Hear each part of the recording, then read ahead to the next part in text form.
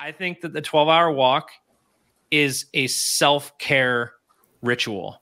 I think that the 12-hour walk is a walking meditation. I think that the 12-hour walk is an opportunity for you to prioritize your well-being and your connectedness to yourself and the world at the same time.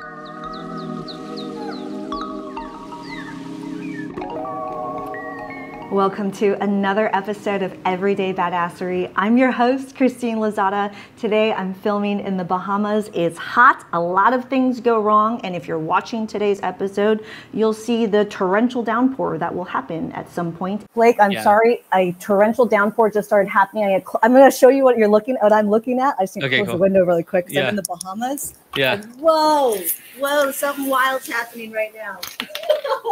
Oh, that's so dope. And the terrible internet connection that keeps my face pretty frozen. It's fantastic, but it's also life. This podcast is meant to inspire you to be just 1% more badass today than you were yesterday. And today's story I am so excited for with Blake. Blake is somebody who recently did the 12-hour walk. And if you're like, what?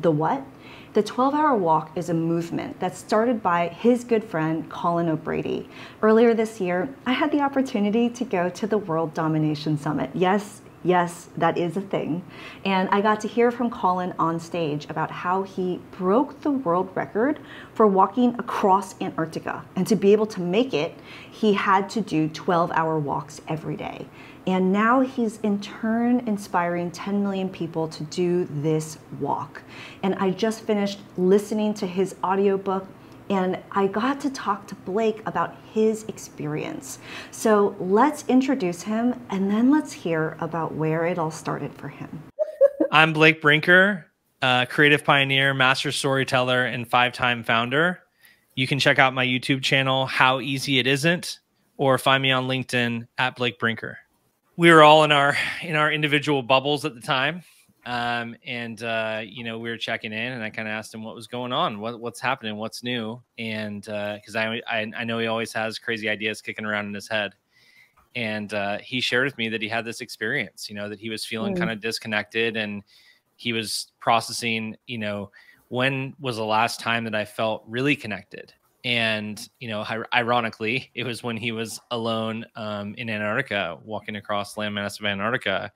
He shared this kind of journey with me of into his mind about reconnecting with that moment and his decision to, hey, I'm going to go for a 12-hour walk today, Jenna. And went out on the beach and told me the kind of whole story about that. And when he got back, Jenna kind of famously said, "You're back." And he goes, "Well, yeah, I told you I was going to come back. I was just going for a walk." And she goes, "No, you're back." And there was something that kind of clicked in his mind. And so, it was not long after, a few days or something like that, that we're catching up, and he told me about this experience. And I was searching for my own kind of reconnection to myself and to kind of like equilibrium. I think all of us were feeling very discombobulated at that time. That's such the perfect word.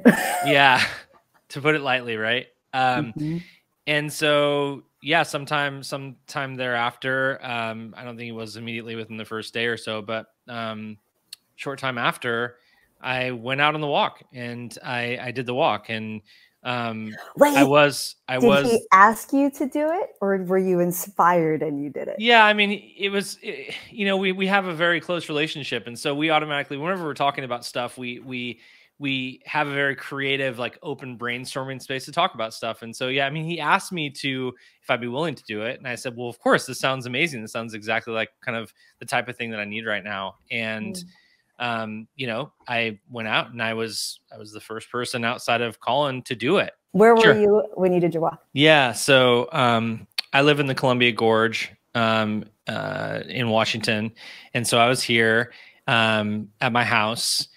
I had made a decision that there's a park nearby my place that goes around a lake. And I had made the decision that I wanted to drive my car to that lake, and there's an out and back trail essentially, right? So that means that you have the parking lot and you walk X amount of miles and then you turn around and you come back, and that's the trail. So it's not like a trail loop where you kind of have to go all the way and then you get back to your car.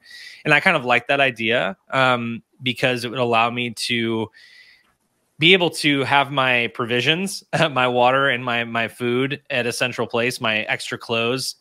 It was during a relatively rainy part of the season in the Pacific Northwest and pretty cold. And so I knew that I needed to have a change of clothes. I knew that I needed to have a change of socks. And I even brought an extra pair of shoes because I wasn't sure how much it was going to rain and how wet it would be on the trail. And thank God I did.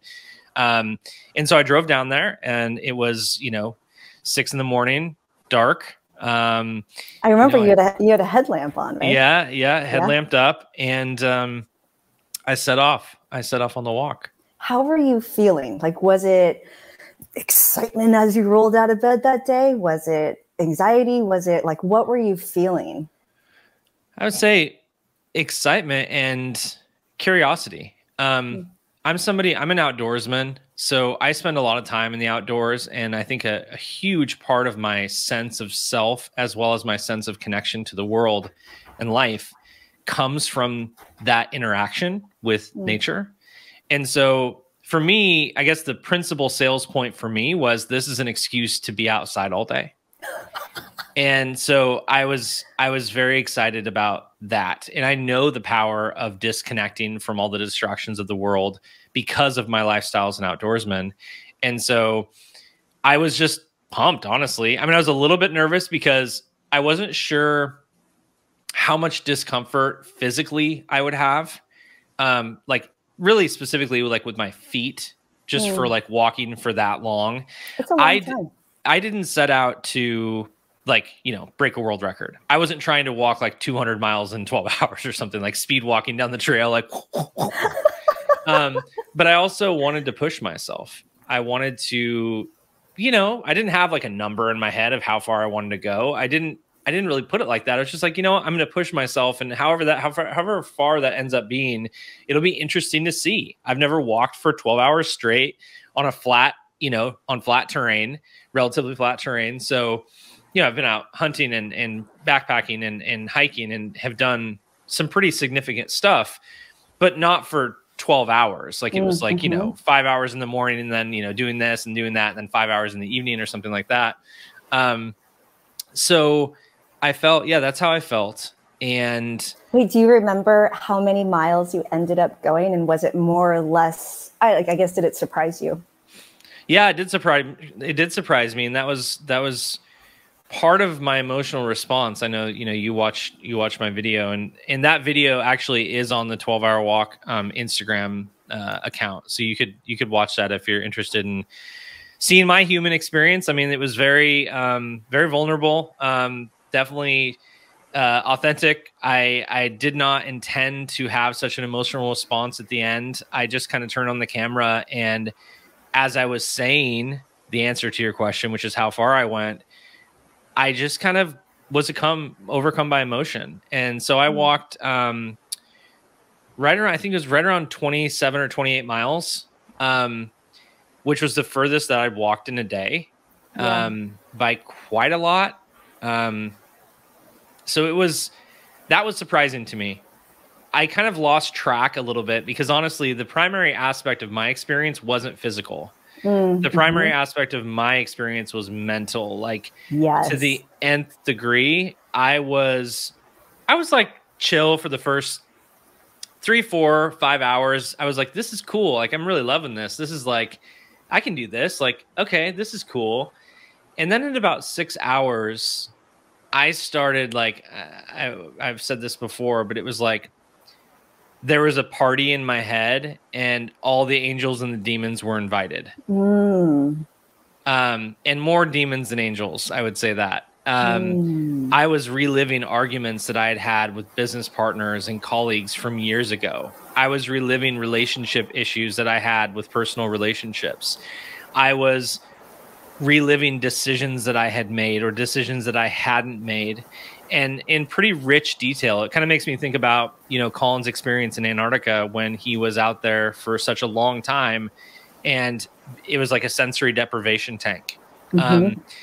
there's a lot of truth to that, I think. And even just in my little miniature experience, 6 hours into that very intentional space that I had entered mentally, there was a lot going on. And it was like I was dealing with a lot of stuff that had been swept under the rug, and I didn't even know that it had been swept under the rug. So for me, the primary aspect of the experience was mental, and I fought through a lot of demons. And it was a very heated argument between myself and myself from about hours 6 to 9. And then it was like I had gotten through so much stuff. I had processed so much stuff that at around hour 9 for me, the storm receded. Wow. And it was like, I started thinking there was this one thing that I won't forget. It's weird because you get into like this kind of like Tom Hanks Castaway kind of dialogue with yourself. I was like, man, I say a lot, but like, what do I really say?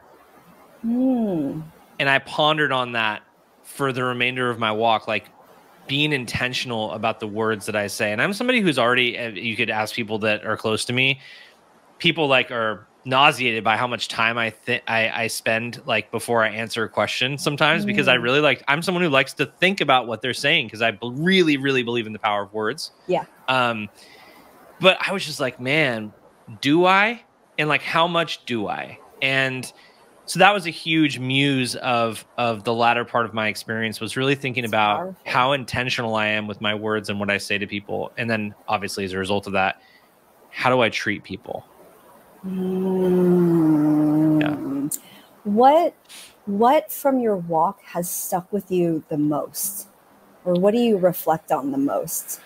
Well, I have a very unique benefit that, so after I did the walk, and some time passed, and, obviously being close with Colin, I was hearing about other people having the experience of the walk. And we, all of a sudden we're talking about, well, should we like make this into a real thing? And so I have the unique benefit of, to answer the question, like what stuck with me about the walk, like I spent the last 16 or 18 months building the 12-hour walk with Colin. Yeah. From every word and line and paragraph of the book to the entire kind of presentation of it, the outward facing side of things, the website, all the stuff.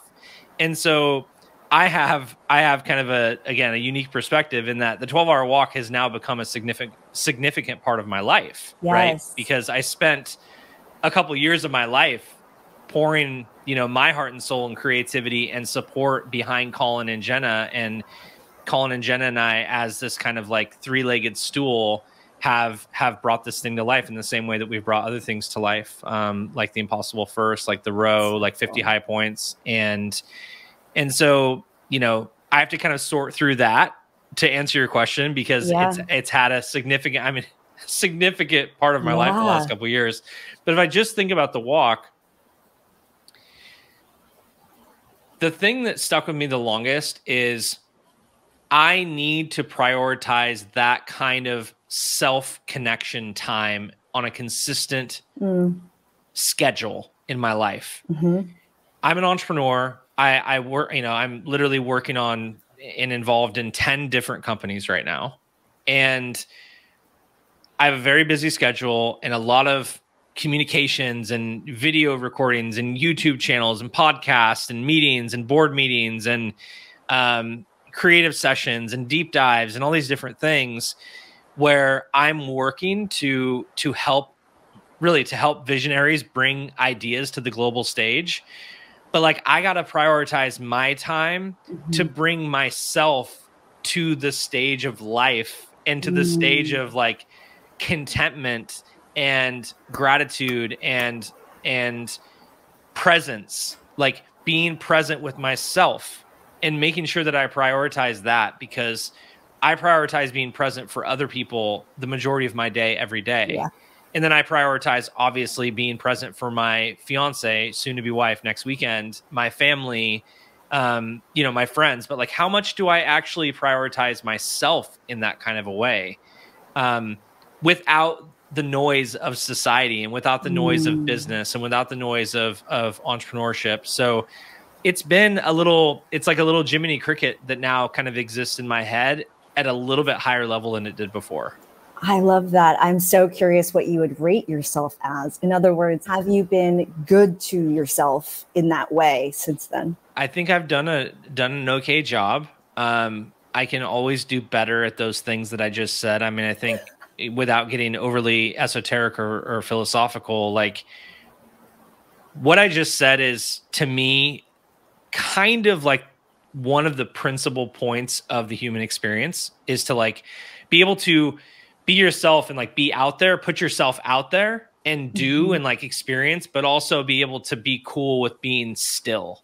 And I think that I still have a long way to go in my ability to navigate between those two places. But I think that I've done overall a pretty good job. And again, I have the added benefit that I've thought about this all the way down to the molecular level for now a couple of years. And so again, the 12-hour walk as a part of my life beyond the walk itself has had a really, really profound impact on me. And just even if you just qualified, or excuse me, even if you just quantified the time that I've spent with Colin and Jenna building this, that has served as almost like an amplifier of that original experience that I had. And now, as I said to somebody yesterday, I have a 12-hour walk coming up actually during my honeymoon.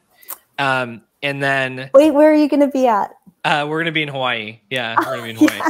Yeah. And then I have a 12-hour walk like set on my calendar for every second quarter. And so I just want to have it be a normal self-care routine that I do. And I think that's probably the biggest takeaway. If you're like, someone's listening, like, wow, this guy's like really verbose. It's like, okay, well, let me be really clear. I think that the 12-hour walk is a self-care ritual. I think that the 12-hour walk is a walking meditation.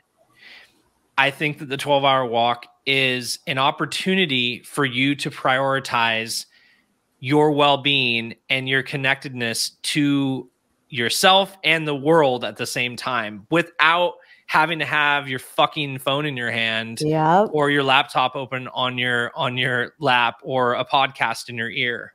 And one other thing I want to add to that is something that happened during my experience when I was walking. You know, again, it was it was a very loose assignment. What we had decided was, okay, I'm not going to have any external content, right? I'm not going to have any noise, but it wasn't as crystallized as obviously as it is now. And so I ran into there are rules now. There are rules now, right? There were some loose rules that we'd established, and he was pretty vague about it. Just because it was like, hey man, he kind of wanted to like, what do you think? Like, tell me what you think about this, right? And so when I was out there, I remember about hour 5 or 5.5, it started downpouring, just like it did just a second ago for you in the Bahamas. And I was already soaked, and my boots, my Gore-Tex boots, were already like soaking through. And I stopped underneath this fir tree, and I just remember standing there, and I was kind of like looking out at the lake, and I hadn't seen many people that day because it wasn't a great day to be walking around. And I saw this lady coming around the bend, and I go, in my head, I'm like, oh, I've seen her already today. I saw her actually on my way out one time, and then on my way back another. And so she'd been out there for a while too. Yeah. And she came around the corner and she goes, are you out here training for something? And honestly, like deadpan, because just deadpan, I go, I'm training my mind. And then I like kind of walked off like cryptically, like not intentionally, but I was trying not to speak. I was trying to be in silence. And so, but it just came out of me. And I think that, that's the 12-hour walk is that. It's an opportunity to train your mind. It's an opportunity to reconnect with yourself. Yes. So what I'm really excited for is I'm personally in a place where I need a little bit more clarity. And I've come to the Bahamas for the month to try to find that, because for me, the ocean is my happy place. And I'm excited to disconnect and do this walk And yeah, there will be the discomforts of walking for a long time and the discomforts of not having your phone or music or other things. Right. And that's where my mind is going to go, is what I'm most excited for. I had an opportunity when I was living in the Bay Area in San Francisco to do a lot of racing, to do a lot of bike racing and triathlon racing. And my favorite thing about all of that was not necessarily the physical aspect, but what I call the mind fuckery of it all. Because nobody should ride a bike for 100 miles. Like, that's just gross. It's too long. Bow down to everyone who does, Ironmans, etc. But your mind goes to really amazing and really dark places. And so I have not experienced that in quite some time. I traded. It's good for you, right?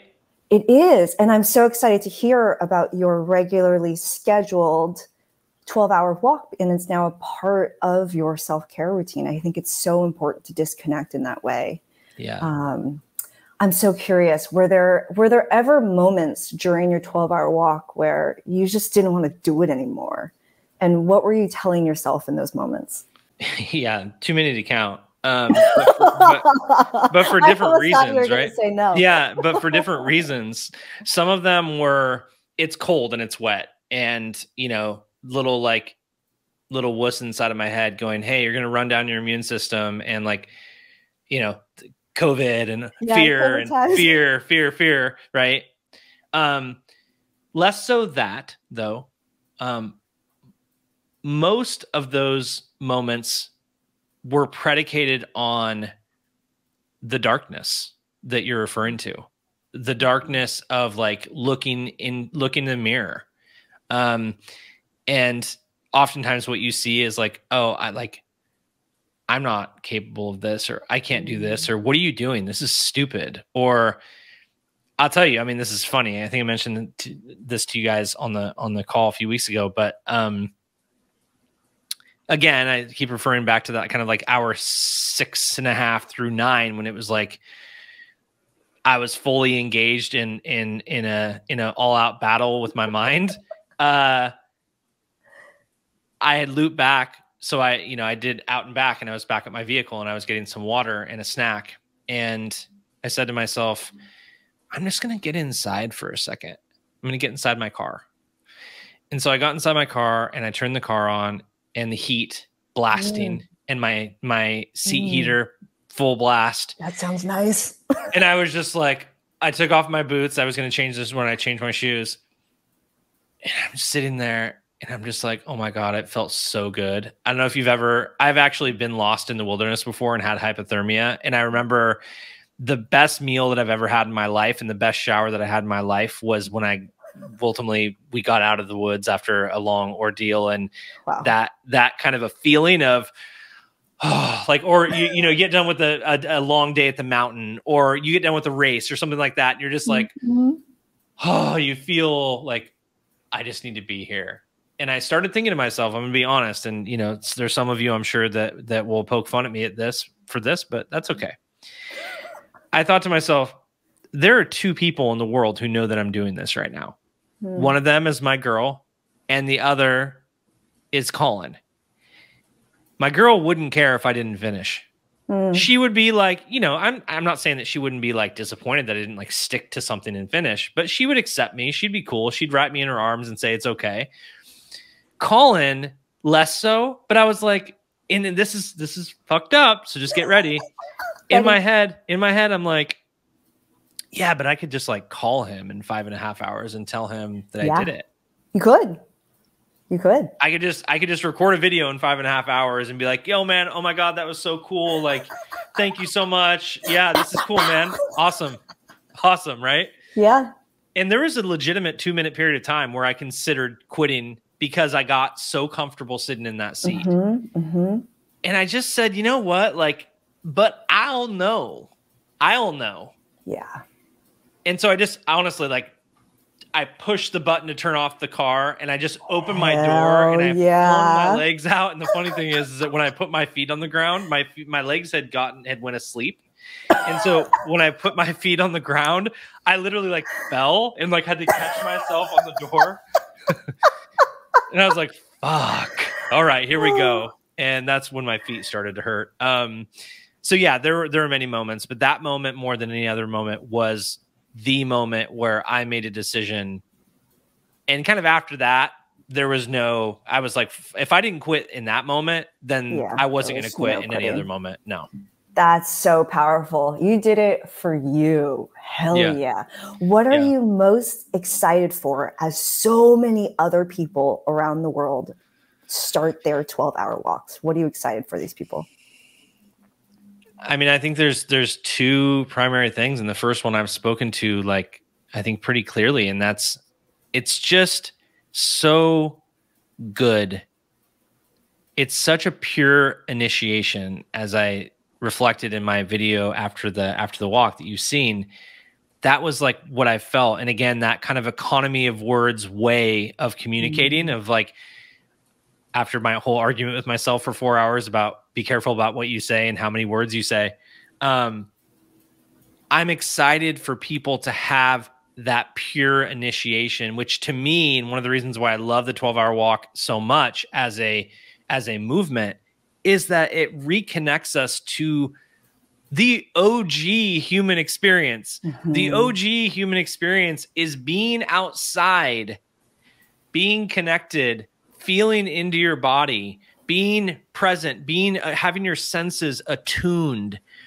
That's where we come from. And we've lost that because we have so many fucking inputs. So many distractions. So many distractions and so much comparison and so much stimuli that I'm excited for so many people. And I believe that, you know, the goal, the mission of 10 million people doing this, I think that's going to happen. And I think that's just the beginning, because I think that this kind of an experience, albeit solo, actually becomes a shared experience on the other side. And that's what the second thing is that I'm excited about. I'm excited about people from different places, different creeds, different situations, environments, etc., having one more thing in common. Because I think that here we are living in a world where now everyone kind of is connected to everyone overtly. We've always been that way, but now we see it.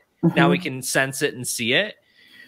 We need more things in common that we can relate to and find commonality with our brothers and sisters. I agree. And so having this be a shared experience, albeit it's solo, but there's kind of something cool about that. In fact, the way that I imagine it is like, we're all in this kumbaya alert.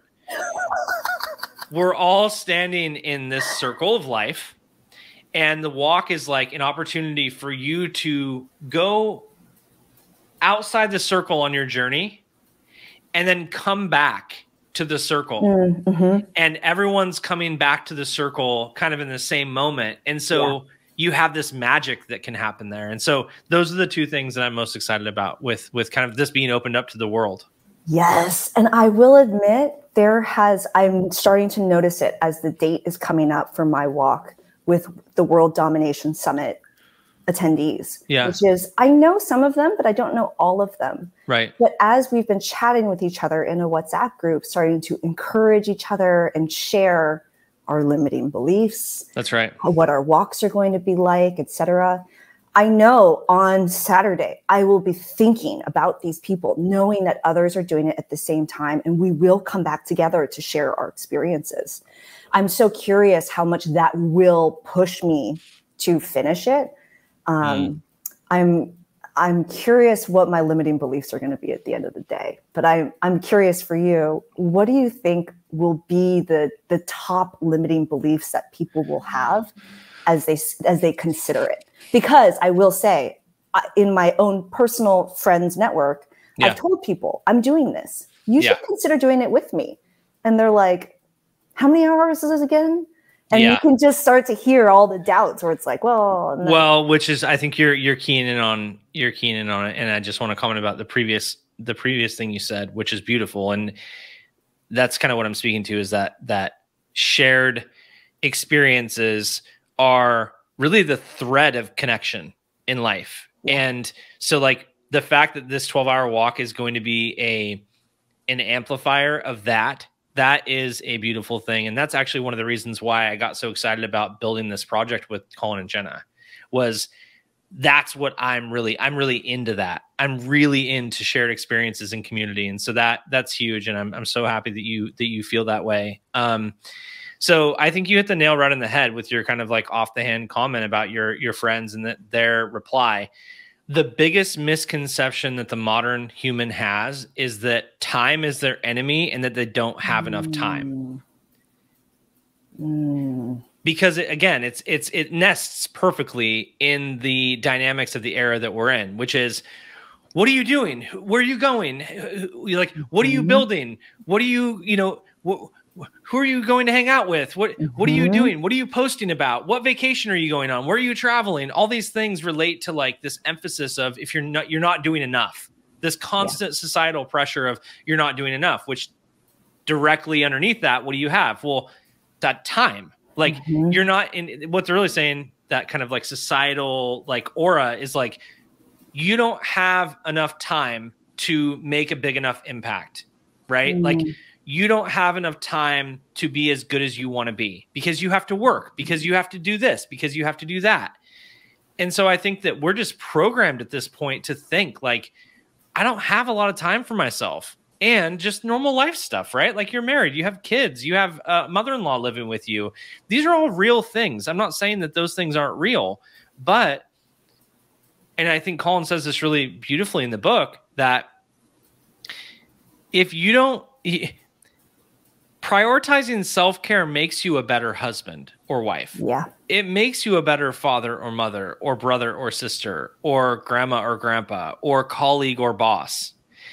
The more dialed you are with your own shit, the better person that you are. And so, look, is a 12-hour walk a fucking religion? No, it's not. Is it a cult? No, it's not. It is an activity. It's an experience. It's a little kind of mini life expedition that is meant to be a part of your overall kind of emphasis on taking care of yourself. So I think one of the biggest limiting beliefs that people will experience in exposure to this is time. I just think that time and money are nested together so often as well, like time and money. Like I don't have the time because I have to make money, right? I don't have the time because I already spent money on doing this and I don't, I'm going to be on vacation. I'm not going to waste a vacation day to, I have PTO. I only have 12 days off a year or 25 days off a year, whatever it is. Blake, I'm not going to take one of those days to do this. I work too hard. I don't have the time. And then you're like, wow, you're really nested in both of those things. So I think time and money. And then I also think the third, probably most prevalent one will just be like, I don't have what it takes. I can't do it. I've never walked for more than 2 hours or, I don't know if I can actually do it. And if you combine all three of those so things, accessible. Really, you don't have. It's not a race. You don't have to be walking all the time. Time is the equalizer that everyone has the same amount of it, and we all just need to make time for the important shit. You got to put your own oxygen mask on first before anyone else. That's right. On a plane. Do you know how much I'm going to be thinking about this conversation on Saturday? Well, then let me say this to you so this can ring in your ears, which is you're doing the right thing, and choosing yourself in this kind of a way is a testament, I think, to your character. And I think that anyone who pursues things like this really earnestly is someone who I want to know, right? It's like, okay, because you could be pursuing anything. You could be doing anything this weekend. You're in the Bahamas. You could be like, you know what I'm pursuing? I'm pursuing some really cold drinks, some really dope parties with some Caribbean house music, like getting down. Like I'm just going to fucking hang out and like all the things. Or I'm going to do nothing. I've been working. I'm just going to do nothing. And that'd be fine too, because by the way, doing nothing is also self-care sometimes. But yeah, I mean, I'm right with you. And, you know, that we already have commonality and connection because of kind of the community that we're both a part of. But this is now another layer of that. And I hope that you just have a really meaningful experience with yourself. And that's what I would wish for anyone, is just like, you know, enjoy the fucking moment. Yeah. We so rarely are taking those moments for ourselves. Enjoy it. Hell yeah. Oh, well, actually, I don't think you know I asked this question on my podcast. Okay, go ahead. Blake, are you a badass? Why or why not? Oh man, that's a really tough question. I like that you asked that question, because it kind of it makes you confront your relationship with your ego a little bit, right? There's probably a whole subset of people in my life and in my orbit that would say that I am. I don't think of myself that way. And maybe that's, I don't know how that comes across necessarily, but I don't really think of myself that way. I think of myself as a warrior. Mm-hmm. When I hear badass, I think more of like, kind of like relentless. Mm-hmm. And maybe it's just because I've been tempered, right? Like, I've been an entrepreneur who's died 1,000 deaths over the last 15 or 20 years. There was a time when I would have said, hell yeah, I'm a badass. And I am. I'm strong. I'm capable. I am the best at what I do. I am extremely confident in my abilities to bring things to life, to create, to connect with people, to nurture beauty and art and creativity, and to create opportunities and all those things. But I would rather say those things than I personally saying into the camera and into the mic that I am a badass. I feel very confident and secure in who I am. And so if that's what you mean by a badass, then yes, I'm a badass. I love to let people define it however they might. Yeah. But I will always know you as Blake the Warrior. I hope you are as inspired as I am by Blake's story. Please find him and his YouTube channel. All of that info will be in the show notes below, as well as the 12-Hour Walk website and the book. I loved listening to the audiobook. Colin actually reads the book himself.